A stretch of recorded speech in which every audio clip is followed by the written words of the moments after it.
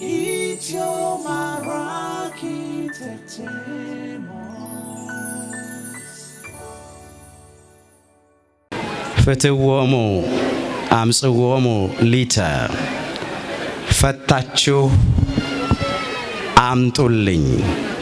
የማቴዎስ ወንጌል ምዕራፍ 21 ቁጥር 3።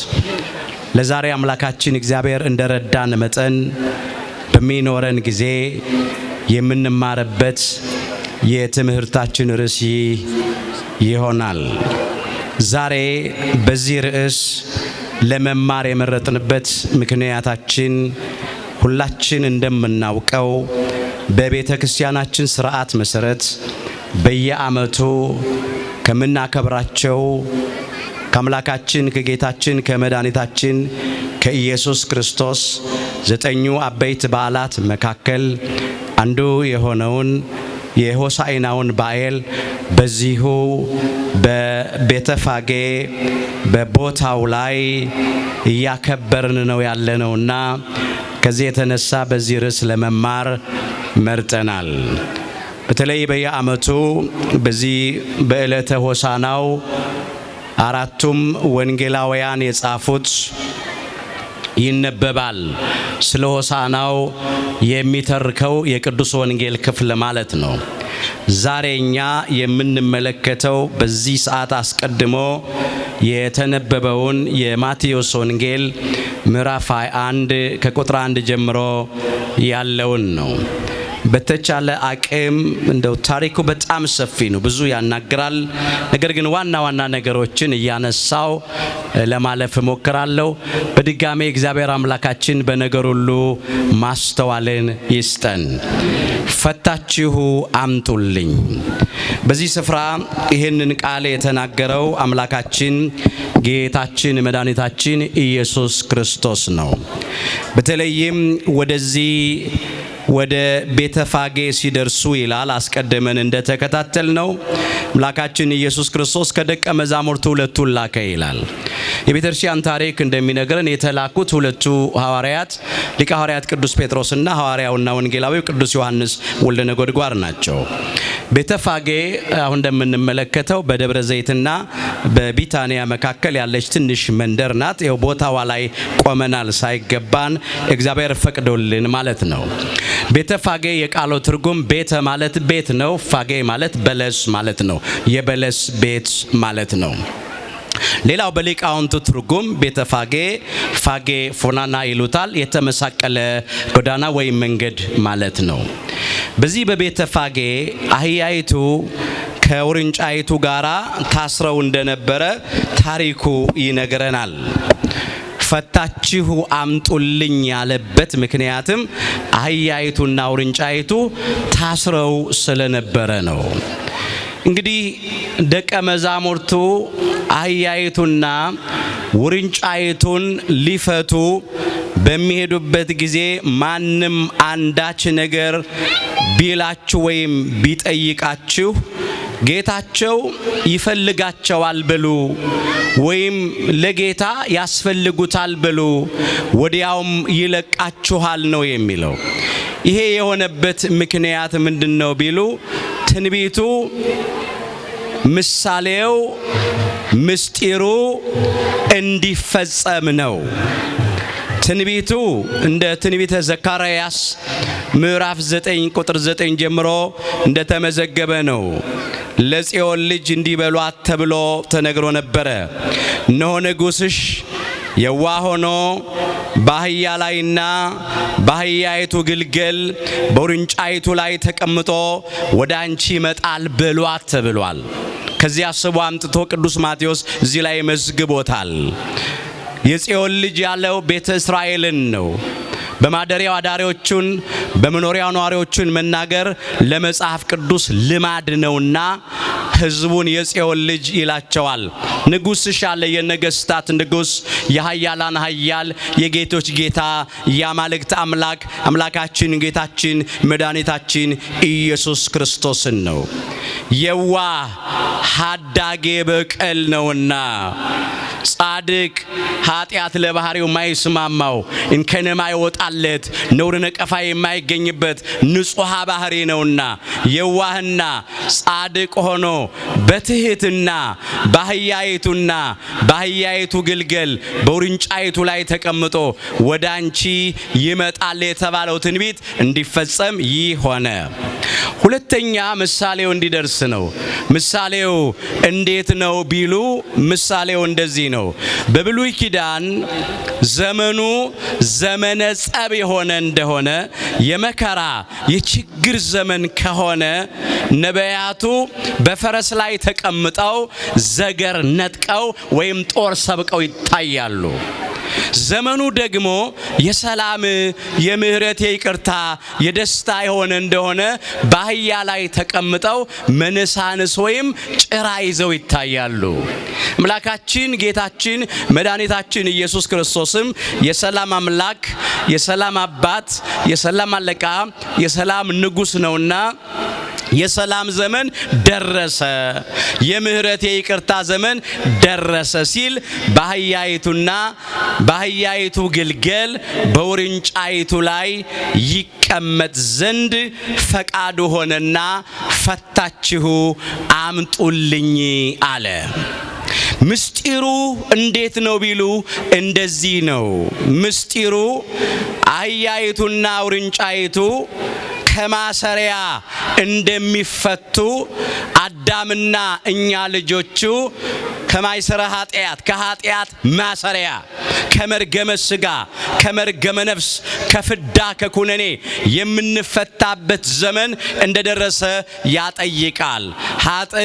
ኃጢአቱ ታጠምደዋለች፣ በኃጢአቱም ገመድ ይታሰራል ይላል መጽሐፈ ምሳሌ ምዕራፍ 5 ቁጥር 22 ላይ። ኃጢአት ገመድ ነው፣ ያስራል። ወገኖቼ ታስረን ነበረ። አዳምና እኛን ልጆቹን ዲያብሎስና ሰራዊቱ አስረውን ነበረ። የታሰርንበት ደግሞ መንደሩ ሲኦል ነበረ። በበለስ ፍሬ ምክንያት የበለስን ፍሬ በመቅጠፍ እምነትን በማጉደል አምላክን በመበደል አዳምና ልጆቹ ሁሉ ታስረን ነበረ። የኛ መፈቻ ጊዜው እንደደረሰ የሚያጠይቅ ነገር ነው እንጂ ስለ አህያ ግልገል ስለ ውርንጫይቱ ገዶት አይደለም። አህያ የአዳምና የሔዋን ምሳሌ፣ ውርንጫይቱ የኛ የልጆቻቸው ምሳሌ። ይህንን ያጠይቃል። ምስጢሩ እንደዚህ ነው። ሌላው በአህያ ላይ የተቀመጠ ሰው ሮጦ አያመልጥም፣ ሸሽቶ አያመልጥም። በአህያ ላይ የተቀመጠ ቅርብ ነው። እንዲህ ማለቱ ነው፣ እኔ የቅርብ አምላክ ነኝ እንጂ የሩቅ አምላክ አይደለሁም ተብሎ ተጽፏል። ትንቢተ ኤርምያስ ምዕራፍ 23 ቁጥር 23 ጀምሮ እግዚአብሔርን ከፈለግነው እናገኘዋለን። እሱ የሩቅ አምላክ አይደለም፣ የቅርብ አምላክ ነው። በአህያ የተቀመጠ ሸሽቶ እንደማያመልጥ እንዲሁ አምላካችን ጌታችን መድኃኒታችን ኢየሱስ ክርስቶስን ከፈለግነው እናገኘዋለንና ነው። ጌታ ቅርብ ነው ብሏል ቅዱስ ጳውሎስም በፊልጵስዩስ መልእክቱ ምዕራፍ 4 ቁጥር 6 ላይ። በእውነት ለአንደበታችንም ለልባችንም በጣም ቅርብ የሆነ አምላክ ነውና። ሌላው በአህያ ላይ የተቀመጠ አባሮም አሳዶም አይዝም። እንዲሁ አምላካችን ጌታችን መድኃኒታችን ኢየሱስ ክርስቶስ ካልፈለጉኝ አልገኝም ማለቱ ነው። ማንንም አስገድዶ አይገዛም። በነጻ ፈቃዳችን ጣልቃ አይገባም። ፍቅር የሆነ አምላክ ነውና በዚህ በዮሐንስ ወንጌል ምዕራፍ 14 ቁጥር 15 ላይ ብትወዱኝስ ትእዛዜን ጠብቁ ነው ያለው። በፍቅር የሚገዛ አምላክ ነው። ሌላው እንዲህ ነው ምስጢሩ። አህያ የሰረገላ ቀንበር መሸከም ለምዳለች። የቤተ እስራኤል ምሳሌ ነች። ለምን? እስራኤል ዘስጋም ሕገ ኦሪትን መጠበቅ ለምደዋል። ሕግ ተሰጥቷቸው ይኖር ነበረ። ውርንጫይቱ የቤተ አሕዛብ ምሳሌ ናት። ገና የሰረገላ ቀንበር መሸከም አልለመደችም፣ እንደተፈጠረች ነው። እንዲሁ አሕዛብም ስድ ሆነው ያለ ሕግ ያለ ስርዓት ይኖሩ ነበረ። አህያይቱን ከውርንጫይቱ ጋራ ፈታችሁ አምጡልኝ ሲል ሕዝብንም አሕዛብንም ፈታችሁ አምጡልኝ ማለቱ ነው። እሱ የመጣበት ዓላማ ሕዝብንም አሕዛብንም ሊፈታ ሊያድን ሊታደግ ነውና የመጣው ይሄንን ያመለክታል። ደቀ መዛሙርቱ ሄደው አህያይቱን ከውርንጫይቱ ጋር በሚፈቱበት ጊዜ አንዳች የሚጠይቃችሁ ካለ ጌታቸው ይፈልጋቸዋል ብሎ አለ። ለአህያይቱም ለውርንጫይቱም ፈጣሪያችን ነውና አስቀድሞ የፈጠራቸው እሱ ስለሆኑ ይሄን ማለቱ ነው በቁሙ። ግን ምስጢሩ እንደዚህ ነው። የወሰዳቸው ከጌታቸው ለይቶ ሌባ ነው፣ ዲያብሎስ ነው። የወሰደንም እኛን ነው። ከገነት አውጥቶ በሲኦል አስሮን ነበረ። ስለዚህ ጌታችን ፈለገን። ሌባው ሊያርድና ሊገድል ሊያጠፋ እንጂ ስለሌላ አይመጣም ብሏል ክርስቶስ። እኔ ግን ሕይወት እንዲሆንላቸው እንዲበዛላቸውም መጣሁ ነው ያለው የዮሐንስ ወንጌል ምዕራፍ 10 ቁጥር 10 ጀምሮ። ሌባ ያለው ሰይጣን ዲያብሎስንና ሰራዊቱን ነው። እሱ ሁል ጊዜ ዓላማው መስረቅ ነው፣ ማጥፋት ነው፣ መግደል ነው። አምላካችን ጌታችን መድኃኒታችን ኢየሱስ ክርስቶስ ግን ሕይወት ሊሆንልን መጣ፣ ሊያድነን መጣ። ቅዱስ ሥጋውን ቆርሶ የሕይወት ምግብ ሊሆነን፣ ክቡር ደሙን አፍስሶ የሕይወት መጠጥ ሊሆንልን መጣ። ይሄንን የሚያጠይቅ ነው። ደቀ መዛሙርቱም እንደተባሉት ሄደው አህያይቱን ከውርንጫይቱ ጋራ ከዚህ ስፍራ ከዚህ ከቤተፋጌ ፈተው ይዘው መጡ ይላል። ታሪኩ ይቀጥላል። እዚያ የማቴዎስ ወንጌል ምዕራፍ 21 ቁጥር 7 ጀምሮ መመልከት ትችላላችሁ። ደቀ መዛሙርቱም ሄደው ኢየሱስ እንዳዘዛቸው አደረጉ። አህያይቱን ውርንጫዋንም አመጡለት ይላል። ልብሳቸውንም በእነርሱ ላይ ጫኑ ይላል። ልብሳቸውን አውልቀው በአህያይቱና በውርንጫይቱ ላይ አኖሩ። ለምን? ለጊዜው በቆሙ ኮርቻ ይቆረቆራል፣ ልብስ ይለሰልሳልና ይሄንን አደረጉ። ምስጢሩ ግን እንደዚህ ነው። ኦሪት ትቆረቆራለች፣ ኃጢአትን ቆጥራ ሞትን ታመጣለች። ወንጌል ግን ትለሰልሳለች። የምትለሰልስ ሕገ ወንጌልን ሰራህልን ሲሉ ነው። ሕገ ወንጌል ነፃ የወጣንባት ሕግ ናት። የተገፈፍነውን ጸጋ የለበስንባት ሕግ ናት። የተነጠቅነውን ልጅነት ያገኘንባት ሕግ ናት። እንደ እግዚአብሔር ቸርነት መንግሥተ ሰማያትን የምንወርስባት ሕግ ደገኛ ሕግ ናት። አምላካችን እግዚአብሔር ሁላችንን በቸርነቱ ለመንግስቱ ክብር ያብቃን። ልብሳቸውን ጎዘጎዙ ማለት እንደዚህ ነው። ይሄም ብቻ አይደለም። ሌላው ልብስ በአካል ያለውን ነውር፣ ጠባሳ፣ ቁስል ይሸፍናል። አንተም ከባቴ አበሳ ነህ ሲሉት ነውራችንን፣ ኃጢአታችንን፣ በደላችንን፣ መርገማችንን ልታርቅ ልትሸፍን የመጣ እርቃኑን ውሎ ጸጋውን ሊያለብሰን ተገልጧልና ልብሳቸውን አወለቁ። ከባቴ አበሳ ነህ ሲሉ መጽሐፍ እንደዚህ ይላል፣ አቤቱ ኃጢአትንስ ብትጠባበቅ ኖሮ አቤቱ ማን ይቆማል ይላል። ይቅርታ ካንተ ዘንድ ነው ይላል መዝሙር 129 ቁጥር 3 ላይ። እውነት ነው። አስተውሉ እስቲ፣ በዓይነ ሕሊናችን እናስተውል። አሁን አምላካችን እግዚአብሔር ኃጢአታችንን በደላችንን ቢቆጣጠርብን ኖሮ ማን ነው እፊቱ የሚቆም? አይቶ እንዳላየ ሰምቶ እንዳልሰማ ኃጢአታችንን ሸፈነው፣ ታገሰን፣ ተሸከመን። ጨለማ ተገን አድርገን ደጃፍ ዘግተን ሰው አየን አላየን ብለን የበደልነው በደል የሰራነው ኃጢአት ብዙ ነው። ግን ግንባራችን ላይ ጽፎ አላስነበበብንም። ገልጦ አውጥቶ አሳልፎም አልሰጠንም። ባለ ብዙ ምሕረት ነዋ፣ ባለ ታላቅ ይቅርታ ነውና። ልብሳቸውን ማውለቃቸውን ያመለክታል። ሌላው ልብሳቸውን ያወለቁት ለአህያይቱ እሱ ለሚቀመጥባት ብቻ አይደለም፣ መሬት ላይ ማነጠፉት ይላል። ከደቀ መዛሙርቱ አይተው ሕዝቡም እንዲያደረጉ ለጊዜው በቆሙ ለክብሩ ነው። ነቢየ እግዚአብሔር ቅዱስ ኤልሳዕ ኢዩን ባነገሰው ጊዜ ሕዝቡ ልብሳቸውን ጎዝጉዘዋል። ሁለተኛ መጽሐፈ ነገሥት ምዕራፍ 9 ከቁጥር 1 ጀምሮ ይሄ ታሪክ ተመዝግቧል። በዚያ ልማድ ልብሳቸውን ጎዘጎዙ። የነገስታት ንጉሥ ነዋ፣ የኃያላን ኃያል ነዋ፣ የአማልክት አምላክ ነዋ፣ የጌቶች ጌታ ነዋ፣ ይገባዋልና ይሄንን አደረጉ። ምስጢሩ ግን እንደዚህ ነው። ልብሳቸውን ማውለቃቸው እንደዚህ ነው። አሮጌውን የመርገም የኃጢአት የፍዳ የኩነኔ ልብስ አውልቀነዋል። አሁን አዲሱን ልብስ፣ የጽድቅ ልብስ፣ የሕይወት ልብስ፣ የፍቅር ልብስ፣ የሰላም ልብስ፣ የንጽህና ልብስ አልብሰን ሲሉት ነው። ደግሞ ራሱ ልብስ እኮ ነው እሱ። ምን ይላል እንግዲህ? የጨለማውን ሥራ አውጥተን የብርሃንን ጋሻ ጦር እንልበስ ይላል። በቀን እንደሚሆን በአገባብ እንመላለስ ይላል። ሮሜ ምዕራፍ 13 ከቁጥር 12 ጀምሮ በዘፈንና በስካር አይሁን፣ በቀናትና በክርክር አይሁን፣ በዝሙት በክፋት አይሁን፣ ነገር ግን ጌታችን ኢየሱስ ክርስቶስን ልበሱት ነው የሚለው። አሁንም እሱን ለሁላችን ባለቤቱ ራሱ ያለብሰን።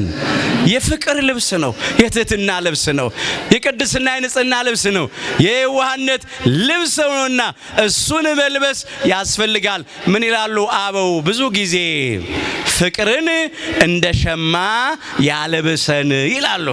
ቅዱስ ጳውሎስም ልንለብስ የሚገባውን ልብሶች ዘርዝሮ ከዚያ ምን ይላል? በእነዚህ ሁሉ ላይ ይላል የፍጻሜ ማሰሪያ የሆነውን ፍቅርን ልበሱት ብሏል። ቆላሲስ ምዕራፍ 3 ቁጥር 14 ላይ የተመዘገበ ኃይለ ቃል ነው። እንደ እግዚአብሔር ምርጦች፣ እንደ ቅዱሳኑ፣ እንደ ባለሟሎቹ፣ እንደ ወዳጆቹ፣ እንደ ተመረጡት እኛም ጽድቅን ፍቅርን እንድንለብስ በቸርነቱ ይርዳን።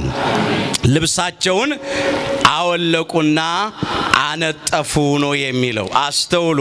እንኳን ላንተ ለተቀመጥክባት አህያ እንኳን ክብር ይገባታል፣ መሬት መረገጥ የለባትም ሲሉ ልብሳቸውን ጎዘጎዙ፣ አነጠፉ። ወገኖች አስተውሉ። እንግዲህ ጥቂት ደቂቃዎች እሱ ለተቀመጠባቸው ለአህያይቱና ለአህያይቱ ግልገል ለውርንጫይቱ ይሄን ያህል ክብር ከተደረገ 9 ወር ከ5 ቀን በማህፀኗ ለተሸከመችው ለማሂደረ መለኮት ለቅድስተ ቅዱሳን ለንጽሕተ ንጹሐን ለብጽሕተ ብፁዓን ለድንግል ማርያም ለወላዲተ አምላክማ የቱን ያህል ክብር ይገባት ይሆን?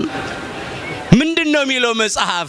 ከዛሬ ጀምሮ ትውልድ ሁሉ ብጽሕት ይሉኛል። የሉቃስ ወንጌል ምዕራፍ 1 ቁጥር 48 ላይ ከዛሬ ጀምሮ አለች ቅድስተ ቅዱሳን ድንግል ማርያም የሊቀ መላእክት የቅዱስ ገብርኤልን የብስራት ቃል ካደመጠች በኋላ መንፈስ ቅዱስ ያደረባትን የቅድስት ኤልሳቤጥን ምስጋና ከተቀበለች በኋላ የ6 ወሩ ጽንስ መጥምቀ መለኮት ቅዱስ ዮሐንስ በቅድስተ ቅዱሳን በድንግል ማርያም በወላዲተ አምላክ ድምፅ ተደስቶ በሰገደ ጊዜ እንዲህ አለች እመቤታችን፣ ከዛሬ ጀምሮ ትውልድ ሁሉ ብጽሕት ይሉኛል፣ ትውልድ ሁሉ ያመሰግኑኛል።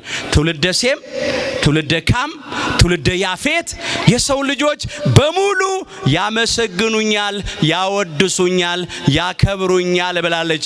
እኛም እንደ አባታችን እንደ አባ ሕርያቆስ በቅዳሴ ማርያም፣ እንደ አባታችን እንደ ቅዱስ ኤፍሬም በውዳሴ ማርያም፣ እንደ አባ ጊዮርጊስ ዘጋስጫ በሳይታት፣ እንደ አባ ጽጌ ድንግል በማህሌት፣ እንደ አባታችን እንደ ቅዱስ ያሬድ በዝማሬ በምንችለው ቋንቋና አንደበት ሁሉ እናመሰግናታለን፣ እናወድሳታለን። ክብር ይግባት ድንግል ማርያም ወላዲተ አምላክ። አው ይሄንን ያጠይቃል። ከዚያም ወገኖቼ ልብስ ብቻ ሳይሆን ከቅጠል ለምለሙን ጫፍ ጫፉን እየቀጠፉ ይጎዘጉዙ ነበር። መንገዱ እንዲመች ነው፣ በቆሙ እንዲመች ነው። ግን ምስጢሩ እንደዚህ ነው ወገኖቼ፣ ያ የደስታ ምልክት ነው። አብርሃም ይስሐቅን በወለደ ጊዜ፣ ይስሐቅ ያዕቆብን በወለደ ጊዜ ደስ ቢላቸው የዘንባባ ዝንጣፊ ይዘው ለእግዚአብሔር ክብር ምስጋና አቅርበዋል። በመጽሐፈ ኩፋሌ ምዕራፍ 13 ቁጥር 21 ጀምሮ ይሄ ተመዝግቧል። የደስታ ምሳሌ ነው ይሄ። ሌላው የድል አድራጊዎች ምልክት ነው። ዮዲት የእስራኤላውያንን ጠላት ሆሎፎርኒስን ድል ባደረገች ጊዜ የዘንባባ ዝንጣፊ ይዘው እግዚአብሔርን አመስግነውታል። በመጽሐፈ ዮዲት ምዕራፍ 15 ቁጥር 12 ጀምሮ ይሄን መመልከት ትችላላችሁ። እስራኤል ከግብፅ ከባርነት ቤት ነፃ በወጡም ጊዜ ዘንባባ ዝንጣፊ ይዘው 7 ቀን ሙሉ እንዲያመሰግኑት ታዘዋል። በብዙ ስፍራ ተመዝግቧል። ጠቁሚያችሁ ነው ማልፈው። በዚህ በኦሪት ዘሌዋውያን ምዕራፍ 23 ቁጥር 40 ጀምሮ ማየት ትችላላችሁ። እንዲሁም በመጽሐፈ ነህምያ ምዕራፍ 8 ቁጥር 14 ጀምሮ መመልከት ትችላላችሁ። የዘንባባ ዝንጣፊ ይዘው ከዛፍ ለምለሙን ጫፍ ጫፉን ይዘው ለምስጋና በእግዚአብሔር ፊት ይቆሙ ነበረ። በሆሳዕና ዕለትም የሆነው እንደዚሁ ነው። አሁን አንዳንዶቻችሁ ዘንባባውን ይዛችኋል፣ ራሳችሁ ላይ አስራችሁታል። በዚህ በዮሐንስ ወንጌል ምዕራፍ 12 ቁጥር 13 ጀምሮ ይሄ ደግሞ ተመዝግቧል። የዘንባባ ዝንጣፊ ይዘው ለእግዚአብሔር ክብር ምስጋና አቅርበዋል። የኢትዮጵያ ኦርቶዶክሳዊት ተዋሕዶ ቤተክርስቲያን ስንዱ ናት። ሁሉም ነገሯ መጽሐፍ ቅዱሳዊ ነው። እስቲ የዚህ ቤተክርስቲያን ልጆች ያደረገንን አምላካችን እግዚአብሔርን ሁላችንም እናመስግነው። ወንጌል ነው ወገኖች፣ የተመዘገበ ነው። በየዓመቱ ያንን እያሰብን ነው። ምን ይሄ ብቻ እግዚአብሔር በቸርነቱ ለዚያ ክብር ቢያበቃን ከሞት በኋላ ባለው ሕይወት ከመቃብር በኋላ ባለው ትንሣኤ ገና የብርሃን ዘንባባ እንይዛለን በሰማይ። ራዕየ ዮሐንስ ምዕራፍ 7 ከቁጥር 9 ጀምሮ ተመዝግቧል።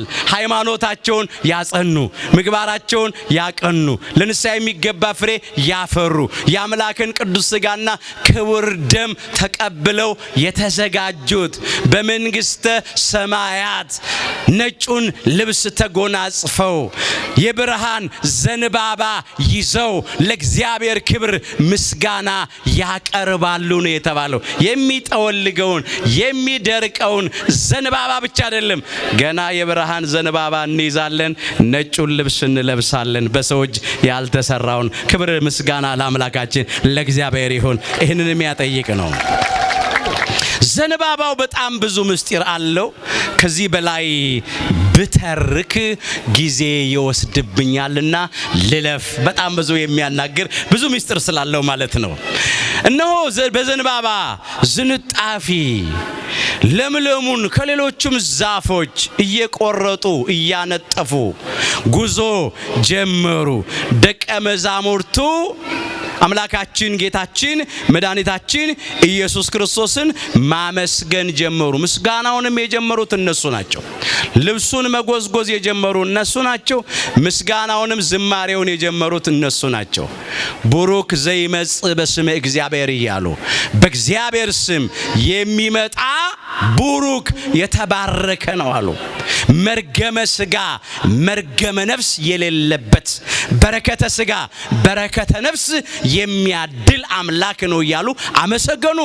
በእግዚአብሔር ስም የሚመጣ እግዚአብሔር አብ መስክሮለት እኔ እግዚአብሔር ወልድ ነኝ ብሎ የመጣ በእግዚአብሔር ስም የሚመጣ ቡሩክ ነው እያሉ አመሰገኑ። የዳዊት ልጅ አሉ። የዳዊት ልጅ ሲሉ ከዳዊት ዘር ከቅድስተ ቅዱሳን ከድንግል ማርያም ከስጋዋ ስጋ ከነፍሷ ነፍስ ነስቶ በተዋሂዶ ከብሮ ከሷ ተወልዶ ስለተገለጠ ነው። ያንን ያጠይቃል። ነገረ ስጋዌን ነው። ምስጢረ ተዋሂዶን ነው። ይህንንም ያመለክተው። እንዲህ እያሉ አመሰገኑ። ሆሳዕና በአርያም ይሉ ነበረ። ሆሳዕና የሚለው ቃሉ የጥንት አረማይክ ወይም የዕብራይስጥ ነው። ሆሻና ይለዋል። ሁለት ነው ቃሉ።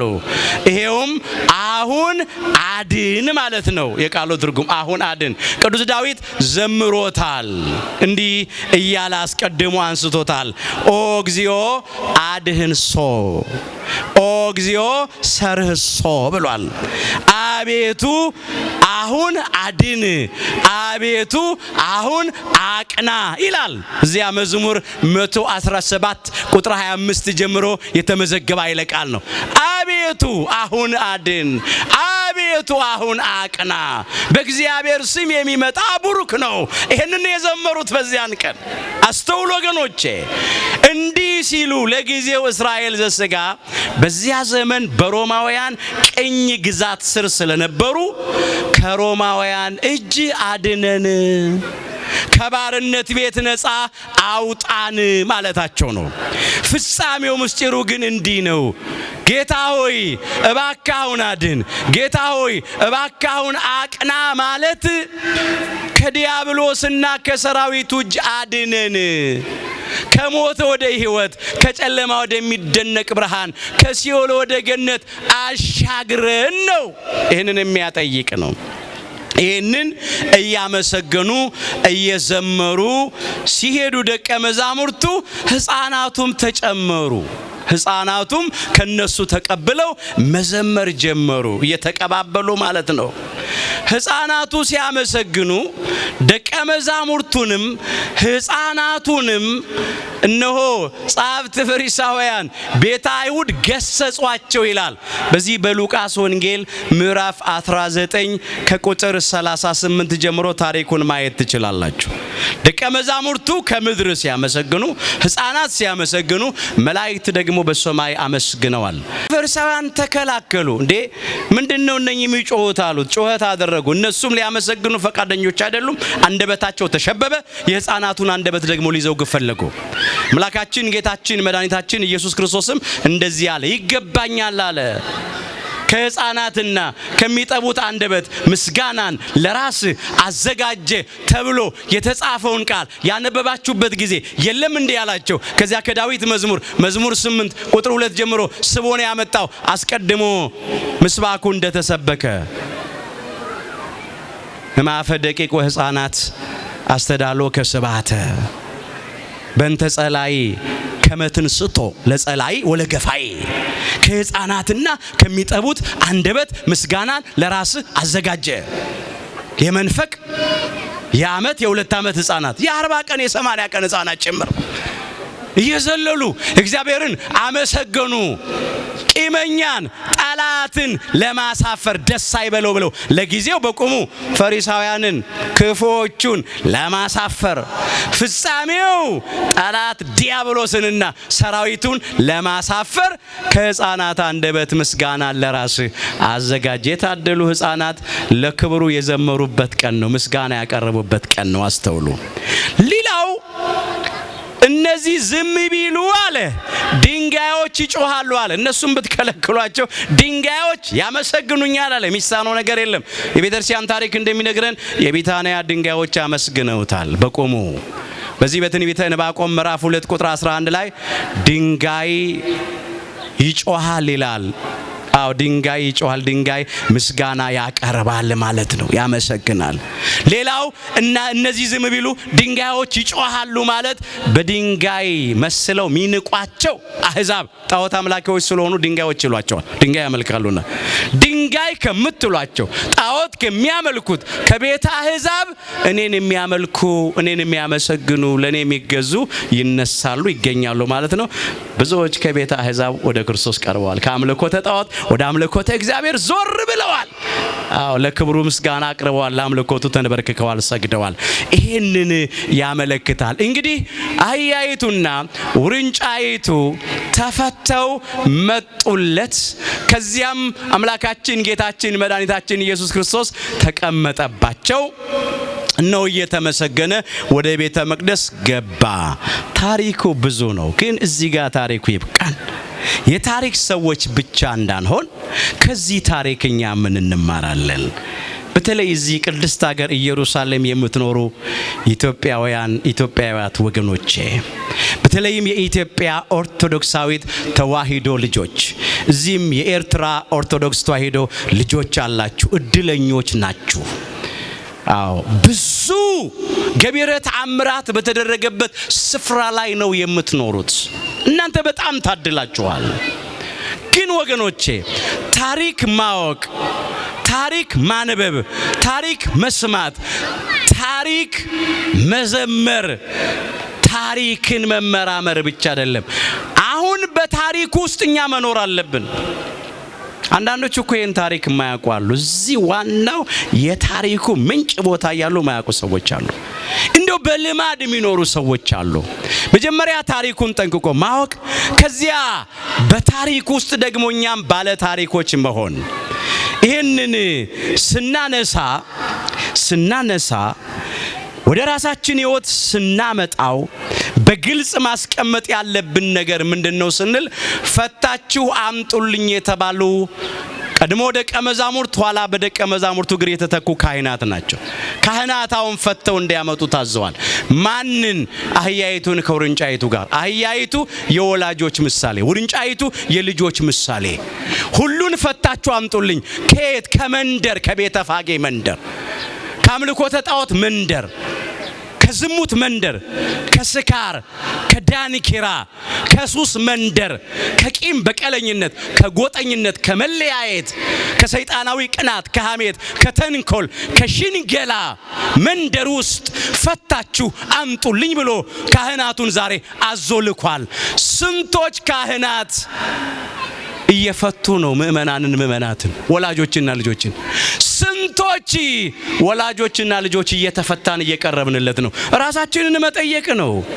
በምድር የምታስሩት በሰማያት የታሰረ ይሆናል፣ በምድር የምትፈቱት በሰማያት የተፈታ ይሆናል ብሎ አምላካችን ጌታችን መድኃኒታችን ኢየሱስ ክርስቶስ በቅዱስ ጴጥሮስ በኩል ይሄን ስልጣን ለአዲስ ኪዳን ካህናት አድሏል። የማቴዎስ ወንጌል ምዕራፍ 16 ከቁጥር 18 ጀምሮ እንደምንመለከተው ይሄም ማለት እንደዚህ ነው። ተርጉሞታል ራሱ ሞትን ድል አድርጎ በተነሳበት እለት ማለት ነው።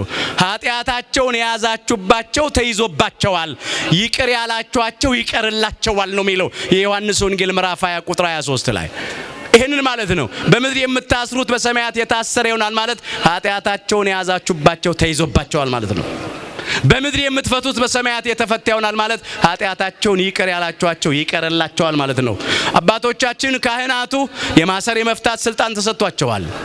እኛ ምእመናቱ ደግሞ ከኃጢአት ማሰሪያ ገመድ ተፈተን መቅረብ አለብን። እኛስ የት ነው ያለነው? አሁን በአካለ ሥጋ እዚህ መተናል፣ ደስ ይላል። ግን ተፈተን ቀርበናል? እሱ ነው በልቡናችን ጫንቃ ላይ የተቀመጠብን ያደረብን? ወይስ የማማደሪያዎች ነን? የፍቅር ማደሪያዎች ነን? የሰላም ማደሪያዎች ነን? የጽድቅ ማደሪያዎች ነን? ለአምላካችን ክብር ነው የምንኖረው ወይስ እንዴት ነው ምልልሳችን? ራሳችንን መጠየቅ አለብን ወገኖቼ።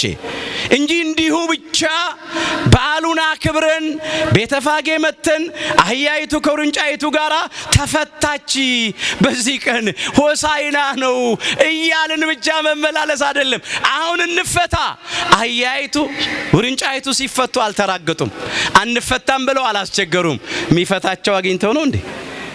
እኛም ስንፈታ እናስቸግር፣ ገና ነኛ እንበል። ጨለማ ቤት ምን ያስደስታል? የኃጢአት ስራ ምን ያስደስታል?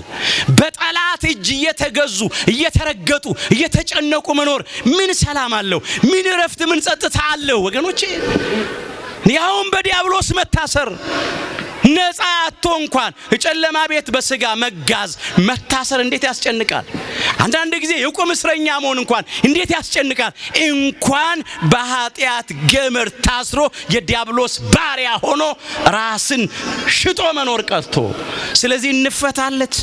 ተፈተው መጡ፣ እሱ ይደርብን፣ ለክብሩ እንዘምር፣ ምስጋና እናቅርብለት። ሆሳዕና እንበል ኢትዮጵያውያን። ጌታ ሆይ እባክህ አድን፣ ጌታ ሆይ እባክህ አቅና እንበለው። ከመከራ አድነን፣ ከመለያየት አድነን፣ ከጎጠኝነት አድነን ማለት መጮህ አለብን። ዛሬ እኛም ኢትዮጵያውያን ዛሬ በገዛ ሀገራችን ስደተኞች ሆነናል። በየቀኑ ምን ሰማው የምናየው ነገር አስጨናቂ ነው። ሁለቱን ጆሮአችንን ጭው የሚያደርግ ነገር እንሰማለን። እኔ መጽሐፍ እየጠቀስኩ ከምነግራችሁ በላይ ዘመኑ ራሱ ይናገር የለ። ዘመኑን መዋጀት እኮ ነው ወገኖቼ። የታለን ሰላም፣ የታለን ፍቅር፣ የታለን ደስታና እርካታ? ውርደት አይደለ? ድቀት አይደለም? በጦርነት እንኳን በርስ በርስ ጦርነት ወደ 1 ሚሊዮን የሚጠጋ ሕዝብ አልቋል። በረሃብ ብዙ ሰው እያለቀ ነው። በበሽታ ብዙ ሰው አልቋል። ገና አሁንም መከራችን አላበቃም። ሆሳዕና ማለት ያስፈልጋል። እባክህ አሁን አድን፣ እባክህ አሁን አቅና እንበለው። እግዚአብሔር ሁላችንንም ከመከራ ስጋ ከመከራ ነፍስ ያድነን። የቀደመውን የአያቶቻችንን የቅድመ አያቶቻችንን የፍቅር የሰላም ዘመን መልሶ ያሳየን። ይሄን ብሎ መለመን ያስፈልጋል። በኃጢአት በመከራ በችግር በበደል ያለን ሁሉ ሆሳዕና እንበለው። እባክህ አድነን። ሰው ለተሸነፈበት ለእርሱ ተገዝቶ ባሪያ ነው ይላል። ሁለተኛ ጴጥሮስ ምዕራፍ 2 ቁጥር 19 ላይ አንዳንዶቻችን በኃጢአት ተሸነፈን የኃጢአት ባሪያዎች ሆነናል። የዝሙት ባሪያዎች፣ የአምልኮተ ጣዖት ባሪያዎች፣ የስካር የሱስ ባሪያዎች፣ የሐሜት የተንኮል ባሪያዎች፣ የቂም በቀል ባሪያዎች ሆናለን። ከዚህ ነፃ አውጣን እንበለው። እግዚአብሔር ከዲያብሎስና ከሰራዊቱ ክፉ የጨለማ የሥጋ የኃጢአት ሥራ ሁላችንንም ነፃ ያውጣን። አንድ ቃል እንመልከትና ይብቃን። እስቲ ከኔ ጋር በሉ፣ በነፃነት በሉ ልንኖር ክርስቶስ ነፃነት አወጣን። እንግዲህ ጸንታችሁ ቁሙ፣ እንደገናም በባርነት ቀንበር አትያዙ። ገላትያ ምዕራፍ 5 ቁጥር 1። መፈታት ማለት ነፃ መውጣት ነው። በቃ ፈታችሁ አምጡልኛል። ተፈተን ቀርበናል።